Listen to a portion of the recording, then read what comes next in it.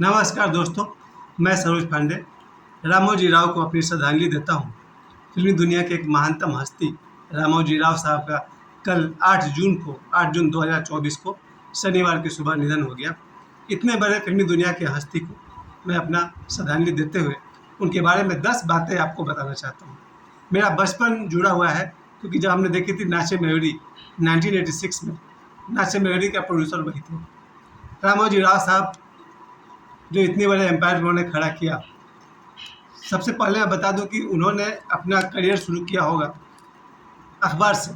पहले उन्होंने तेलुगु अखबार शुरू किया ईनाडू, उसके बाद उन्होंने शुरू किया था न्यूज़ टाइम इंग्लिश न्यूज़पेपर।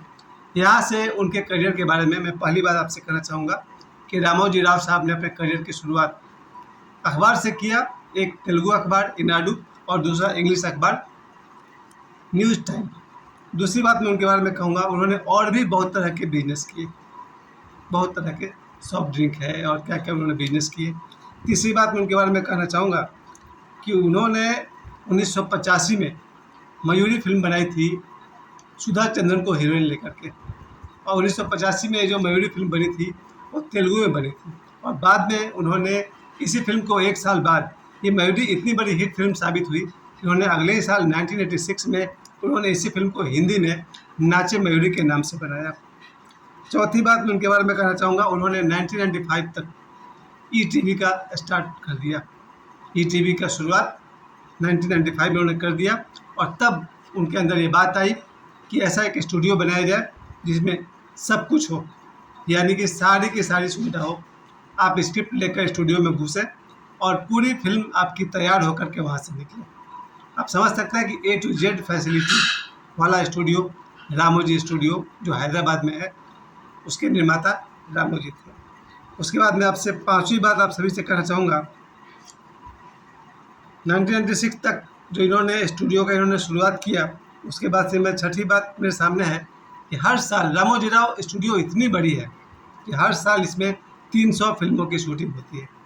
7वीं बात है कि अब तक रामोजी स्टूडियो में 2500 फिल्मों की शूटिंग हो चुकी है। उसके बाद 8वीं बात कि रामोजी स्टूडियो घूमने की ऐसी जगह है जहां हर साल 15 लाख लोग स्टूडियो में घूमने के लिए आते हैं। मेरी अपनी भतीजी भी वहाँ घूमने गई थी। और उसके बाद 9वीं बात मैं आपसे कहूँगा कि ये स्टूडियो 1666 एकड़ में फैला हुआ है, 1666 एकड़ में फैला हुआ है।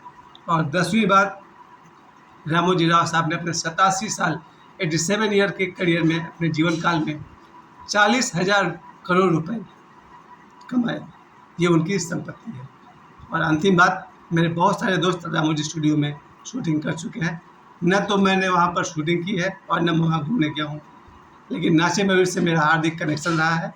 मैं एक बार फिर से रामोजी राव साहब को श्रद्धांजलि देता हूँ। ईश्वर उनकी आत्मा को शांति दे।